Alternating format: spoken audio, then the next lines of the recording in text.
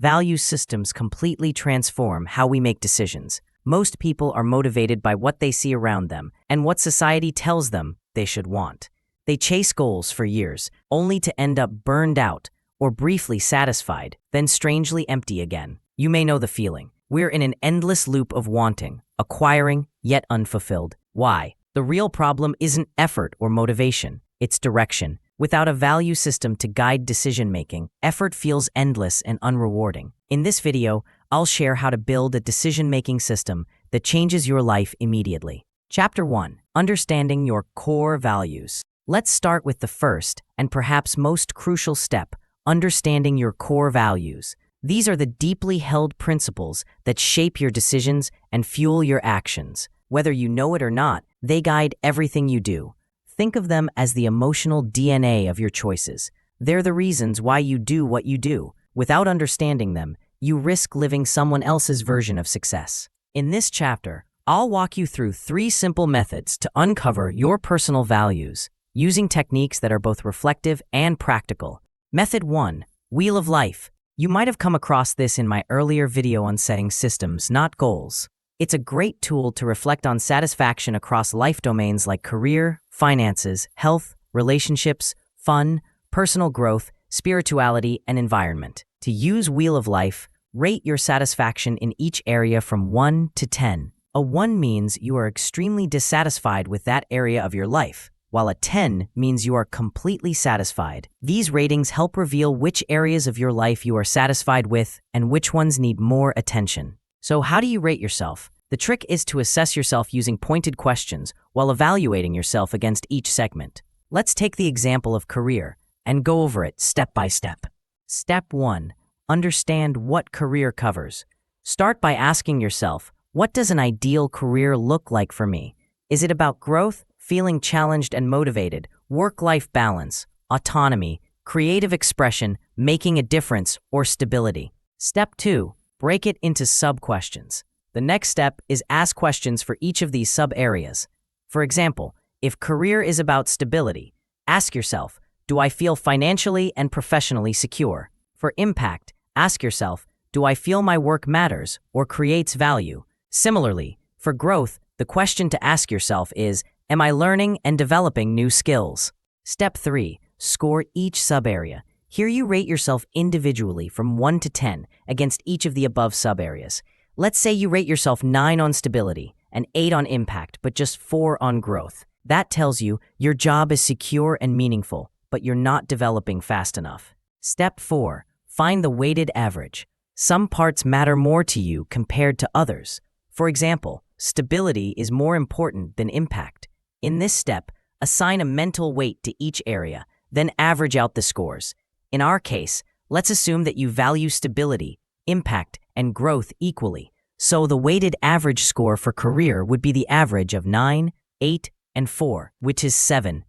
Step 5. Reframe your perspective. Instead of thinking my career is a 7, start thinking my career is not fully aligned with my value of growth. This shifts the focus from a general assessment to a values-based understanding. I have linked a Wheel of Life worksheet that you can use to rate yourself. Try it out.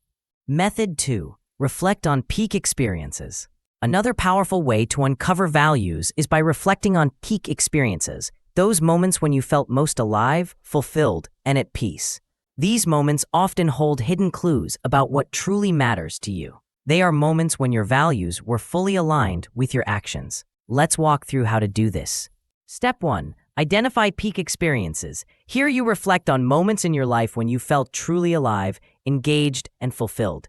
These could be personal achievements, moments of connection with others, times when you were deeply immersed in an activity, or any other experience that stands out as particularly positive and meaningful.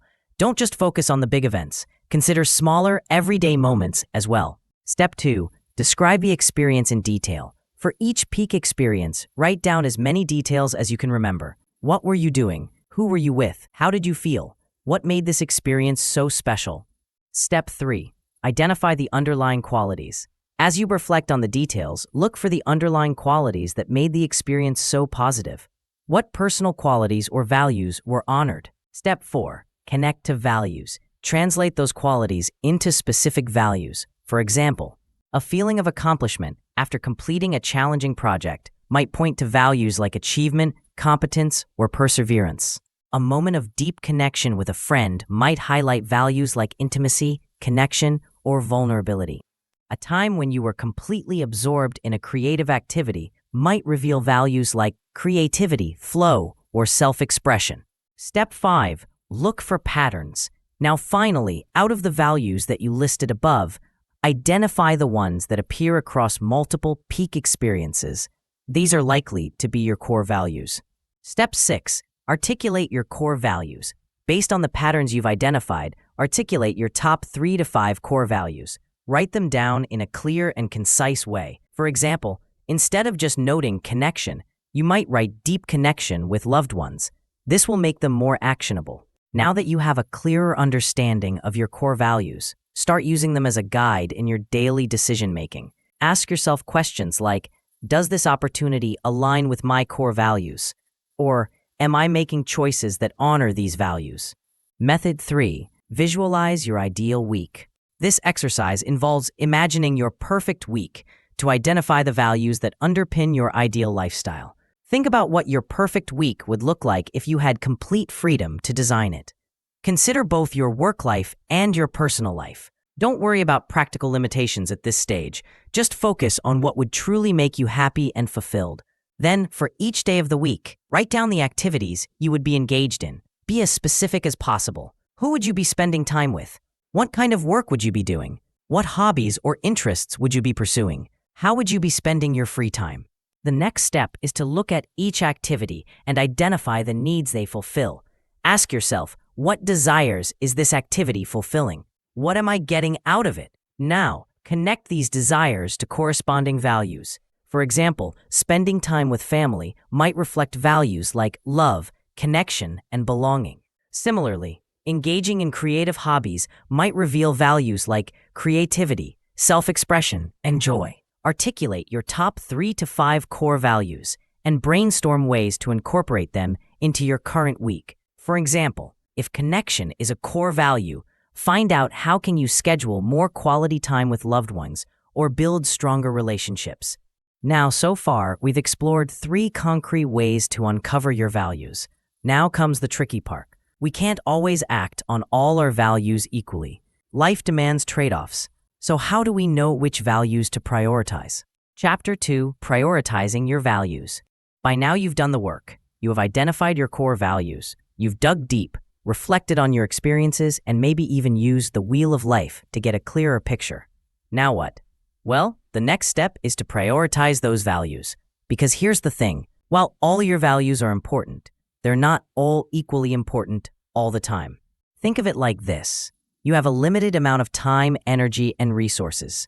You can't pursue every single value with the same intensity at every moment. You have to make choices. And that's where a value hierarchy comes in. It's essentially an ordered list of your values, from most important to least important. Understanding this hierarchy helps you make those tough choices when your values conflict, which, trust me, they will. So how do you figure out your value hierarchy? Method 4, the desert island scenario. We live in a world of endless noise around career goals, social expectations, money, possessions, and fads. It can be hard to tell what really matters. This is where the desert island scenario comes in. It is a classic values clarification and prioritization exercise that help you cut through the noise of daily life and uncover your deepest, non-negotiable values. This is how you go about applying it. Step 1. Set the scene. Behave as if you are stranded on a desert island with limited resources and no guarantee of rescue for a long time. Step 2. Identify essential categories. Consider what would be essential for your survival and well-being in this scenario. Think beyond just physical needs like food and water. Include emotional and psychological needs. For example, you might consider categories like survival, which includes values like physical health and safety.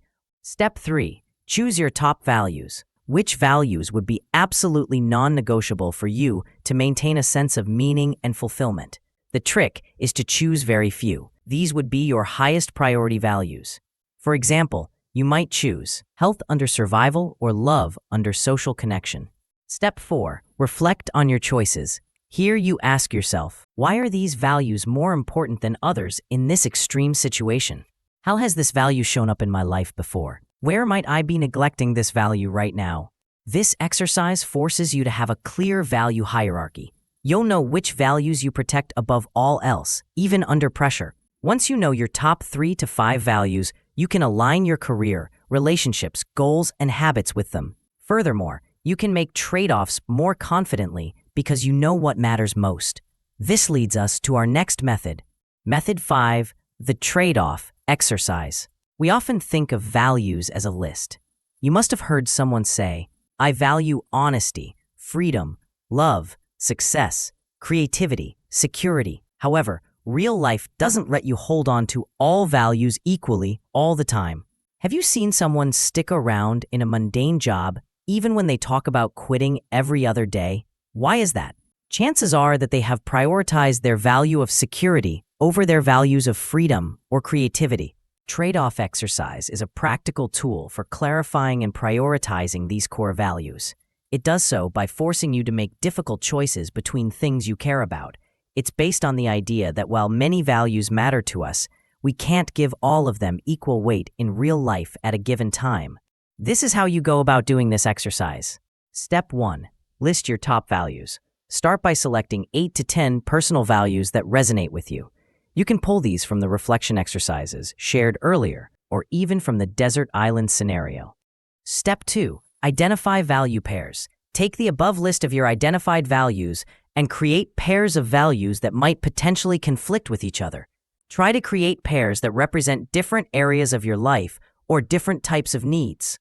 For example, connection versus independence. Step 3. Imagine making a choice. For each pair, imagine that you have to choose one value over the other in a specific realistic scenario. Don't just think about it in the abstract. Create a situation where you would genuinely have to make this trade-off. For each pairing, ask yourself, which value did I choose? Why did I choose it? What were the factors that influenced my decision? What did I have to sacrifice by choosing that value? How did that choice make me feel? Do I feel a sense of alignment or conflict? Step 4. Reflect on insights. By analyzing your choices across multiple pairings, you can start to identify patterns in your value priorities. Which values consistently come out on top? Which values are you more willing to compromise? For example, if you consistently choose freedom over security, love over success, and creativity over stability, then this suggests that you thrive best in flexible, expressive, relationship-centered environments and should avoid settings that demand rigid stability or constant chasing of external success. Remember, by simulating real-life value conflicts and testing which one you choose again and again, you uncover your true hierarchy of values. Method 6. Reflect on past conflicts. Like the method of reflecting on peak experiences, this method is also rooted in evaluating personal experiences. In this case, these experiences are past conflicts, be it internal or external. Why? Because conflict usually arises when two important values collide, and the way you respond reveals which value you rank higher. This method doesn't just tell what you care about, it tells which value wins when things get tough. For example, you may say you value honesty and harmony. However, in an argument, do you choose to tell the blunt truth or smooth things over? This is how you go about using this method. Step 1. Identify past conflicts. Think about significant decisions or situations in your past where you felt torn between two or more different paths. Generally, these are the instances where you felt strong emotional charge like anger, regret, or even relief.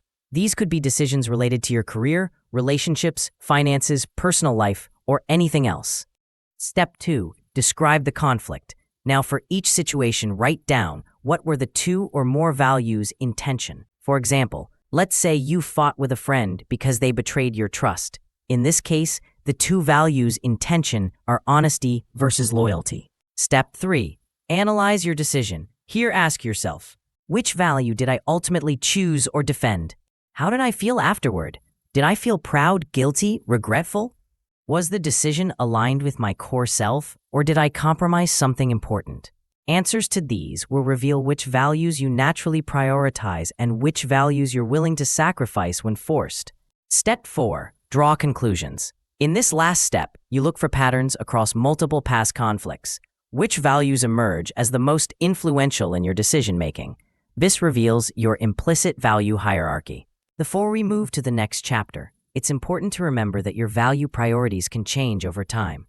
As you grow, as your circumstances shift, as you learn more about yourself, what matters most to you might evolve. Don't be afraid to revisit your values and reevaluate your hierarchy periodically. The wheel of life can be a useful tool for this as well. If you notice significant changes in your satisfaction levels in different areas, it might be a sign that your value priorities have shifted. Now that you have uncovered your core values and know their hierarchy, you have a great platform to design a successful conflict-free life. However, strangely, there would still be instances where you would feel stuck, procrastinating, or torn between decisions. Why is that? This next chapter digs deeper into this.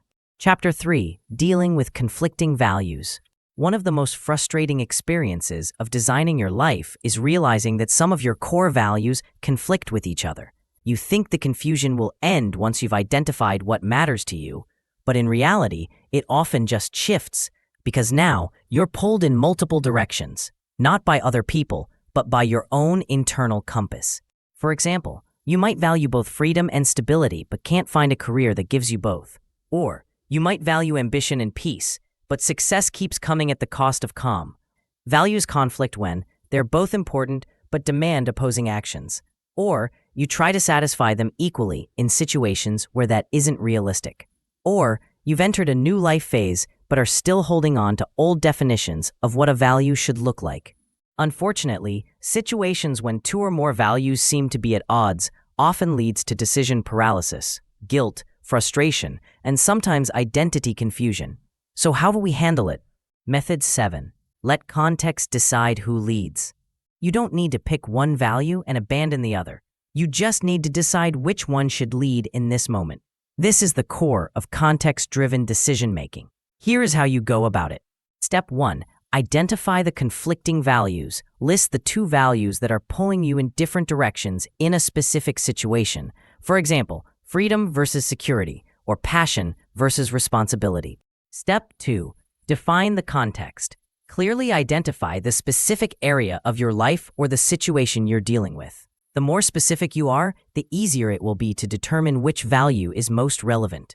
Step 3. Determine value priority in this context. Ask yourself, in this specific situation or area of my life, which value deserves to take the lead, and which value should play a supporting role? Let's imagine you are someone who values creativity and financial security. These might be conflicting values when considering career choices. Chances are that a purely creative path, like being a poet, might be financially unstable. At the same time, a stable, high-paying accounts job would stifle your creativity. So instead of viewing this as an either-or choice, a good strategy would be to apply contextual prioritization. You might decide that financial security needs to take the lead while you are actively job hunting and establishing yourself in a career. This means prioritizing roles with a stable income, good benefits, and opportunities for advancement. During this phase, creativity might take a supporting role, expressed through side projects, hobbies, or creative pursuits outside of work. However, in your long-term career planning and life design, creativity might become the leading value. You would then actively seek opportunities to transition into a more creative role or start your own creative business, even if it means taking some calculated risks or making some financial sacrifices. This approach is highly effective as it reduces inner conflict because each value gets its time to lead. You're not rejecting either, you're just being situationally wise. Method 8. Design a value bridge. When values conflict, our instinct is to choose one and sacrifice the other. But often, there's a creative way to keep both alive. A value bridge is a strategy that connects two seemingly opposing values so they can coexist, even if imperfectly. The key is to understand that the conflicting values aren't always direct opposites, they just need a bridge to coexist. Here's how to design a value bridge. Step 1. Identify the conflicting values. As before, pinpoint the two values that are creating tension. Example, autonomy versus structure, or growth versus family. Step 2. Look for real-life examples of coexistence. Ask yourself, where have I seen these values successfully coexist? Look to your own experience, the lives of people you know, or stories of others who've navigated the same tension. Step 3. Brainstorm a hybrid solution. Find ways to create a solution that may not satisfy both values fully, but honors both. This might involve finding a middle ground, combining aspects of each value, or designing a new approach that satisfies both to an acceptable degree.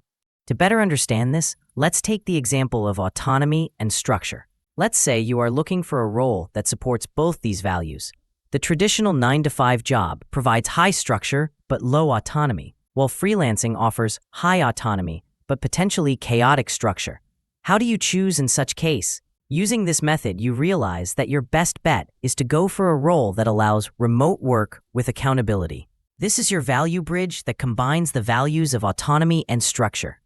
This method works as it reframes the conflict. Instead of struggling to choose between your core values, you can now design a life where both values can coexist. As you can see, it's about creative problem solving, not sacrifice.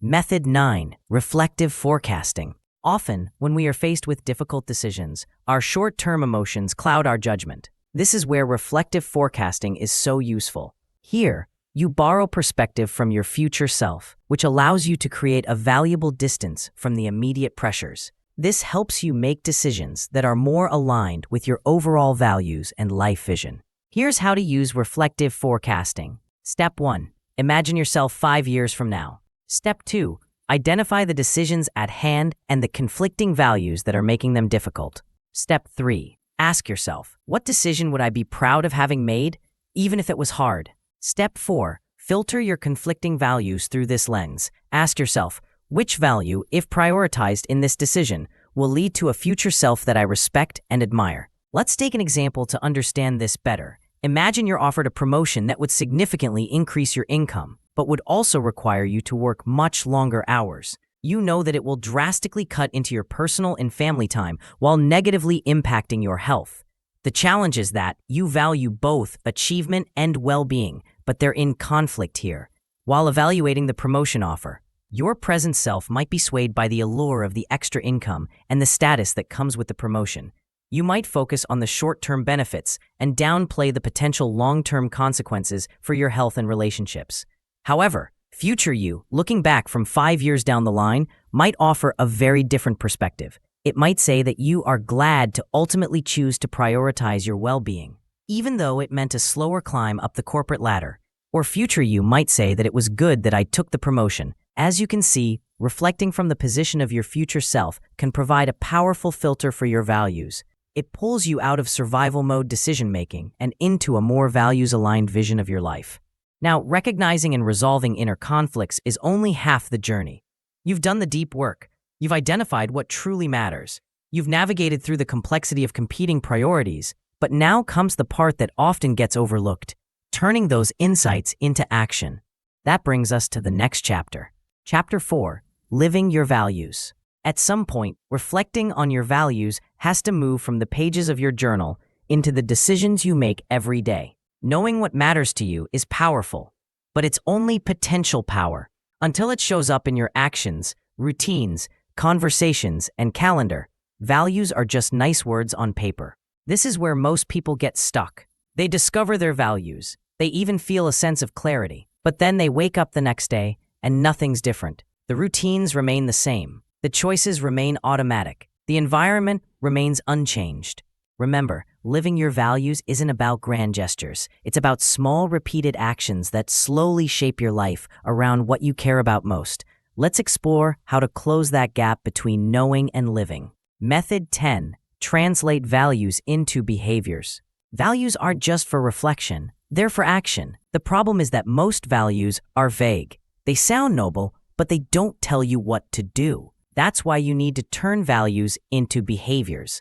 A value behavior map makes your values visible and lived, not just felt. Here is a step-by-step process for creating your value behavior map. Step 1. Pick one core value. Start with one of your top 3 to 5 core values. This will be your focus for this exercise. Let's say you pick connection. Step 2. Define what this value looks like in action. This is the crucial step. Ask yourself, what specific behaviors would demonstrate that I'm living the value of connection? This might include having one deep, meaningful conversation with someone every day, calling my parents or siblings at least once a week, spending distraction-free, quality time with my partner several times a week, expressing appreciation and gratitude to the people I care about, participating in activities that foster connection with my community. Step 3. Create a behavioral ritual around it. The key to consistency is to integrate these behaviors into your routine. Turn them into rituals or habits with specific times, triggers, and durations. For example, I will schedule a 30-minute phone call with a loved one every Saturday morning at 10 a.m. I will put my phone away and give my full attention to my partner during dinner every evening. I will volunteer at a local organization that aligns with my values once a month. Let's take another value, courage. In the abstract, it sounds great, noble even. But unless you're a firefighter running into a burning building or a public speaker addressing a large crowd, how do you live it in your everyday life? This is where the value behavior map comes in. Define what this value looks like in action. This might include speaking up in meetings even when you're unsure of your ideas, trying one new experience per month that pushes you outside of your comfort zone, setting a personal boundary even when it's uncomfortable, standing up for someone who is being mistreated or marginalized. What do you think behavioral ritual around these would look like? Share in the comments. Method 11. Do a values audit of your calendar. One of the fastest ways to check if you're living your values is to audit your week. To do the audit, look at your calendar, your to-do list, your actual time spent during the week. Now ask, is this what someone who values what I claim to value would do? For example, if you say you value health, but your calendar has no space for movement, sleep, or real food, something's off. Similarly, if you say you value learning, but you haven't read a book or taken a course in months, there's a disconnect. Now, this method isn't about evoking guilt. It's about finding alignment. It's about using your calendar as a mirror, not to judge yourself, but to adjust yourself. To make it stick, turn it into habit by assigning 15 minutes a week and using that time to ask yourself, which value did I live most fully this week? Which one did I neglect? What small shift can I make next week to bring that value to life? Do this tiny ritual for a few weeks and you will find that you have reoriented your life in powerful ways. Method 12. Anchor values to environments. Here's a secret. Your environment shapes your values more than your intentions do. You can deeply value focus, but if your phone is constantly buzzing, your attention will scatter. That's why it's important to anchor your values into your physical and digital environments. The major benefit of doing so is that it reduces the amount of willpower required to act in alignment with them. Here are some examples of how to anchor values to your environment. If you value creativity, design a physical space that inspires you. This might be a clutter-free desk with only essential tools, a carefully curated playlist of music that puts you in a creative mood, lighting that stimulates your mind, or artwork that inspires you. If you value calm, build boundaries into your daily routines and digital habits. Turn off unnecessary notifications on your phone and computer. Designate specific times for screen-free mornings, or implement a digital sunset by turning off all screens a couple of hours before bed. Create a quiet space in your home where you can relax and de-stress. Remember, the more your surroundings reflect your values, the less you have to rely on willpower and self-discipline to act in alignment with them.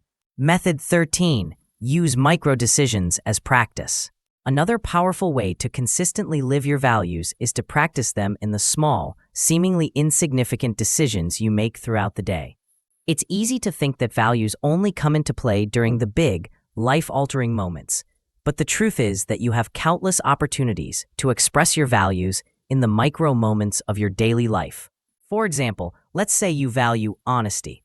That value is tested every time someone asks, "How are you doing?" And you feel the temptation to say fine, even when you're not. It's also tested when you make a mistake and have the opportunity to either own up to it or try to cover it up. The key is to recognize these small decision points as opportunities to practice living your values. You don't need to be perfect. Nobody is. The goal is simply to catch yourself in the moment of choice, pause briefly, and make a conscious decision that aligns with what you value most. To help you do this, ask yourself, what would someone who lived this value do right now? This question creates a mental pause, just enough to turn a default reaction into a values-based response. It shifts you from a reactive mode to a proactive, values-driven mode, even if just for a few seconds. Now, check out this video to learn about the habit that can radically change your life without the pressure of chasing goals and outcomes.